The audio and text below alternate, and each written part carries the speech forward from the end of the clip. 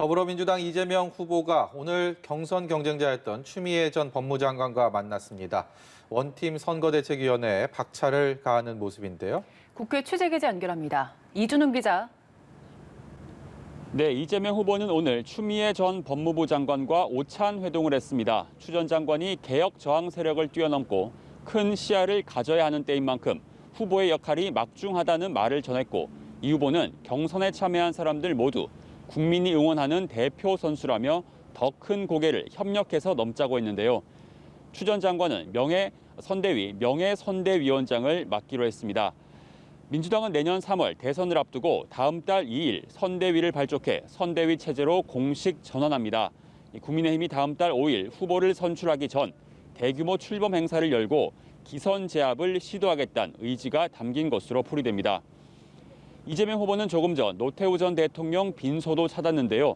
앞서 고인의 자녀가 5.18 영령께 여러 차례 사과하고 참배한 것은 평가받을 일이란 입장을 밝혔는데, 빛의 크기가 그늘을 덮진 못할 것이라면서도 최소한의 노력을 다한 점을 평가한다고 덧붙였습니다.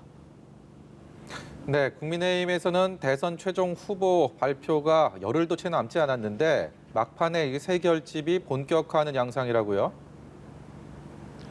네, 맞습니다. 윤석열 예비후보 캠프에 국민의힘 하태경 의원이 공동선대위원장으로 합류했습니다.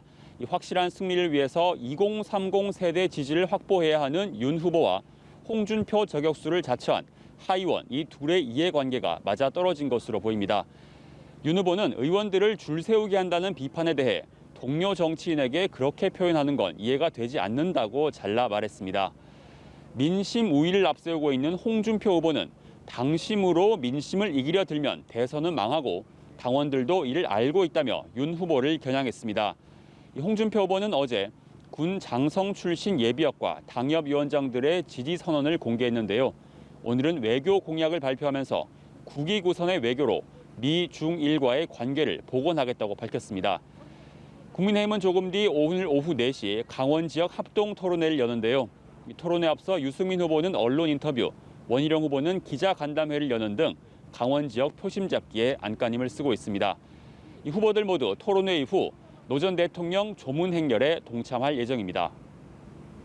네, 이준웅 기자, 오늘 오전 10시부터 노태우 전 대통령 빈소가 서울대병원 장례식장이 마련이 됐죠. 정치인들의 발걸음이 이어지고 있다고요? 네, 맞습니다. 국민의힘 이준석 대표가 오전에 빈소를 찾아 아들 노재현 씨가 광주 민주화 운동에 대해 사과하는 등 전두환 일가와는 다르게 평가될 부분이 있다는 말을 남겼습니다. 김기현 원내대표 등 원내대표단도 서울대병원을 찾았습니다. 국민의당 안철수 대표는 북방 외교 개척으로 대한민국 시대의 소명을 제대로 완수했다고 고인을 평가했습니다. 민주당 송영길 대표 역시 오늘 오후 서울대병원 장례식장을 방문할 계획입니다.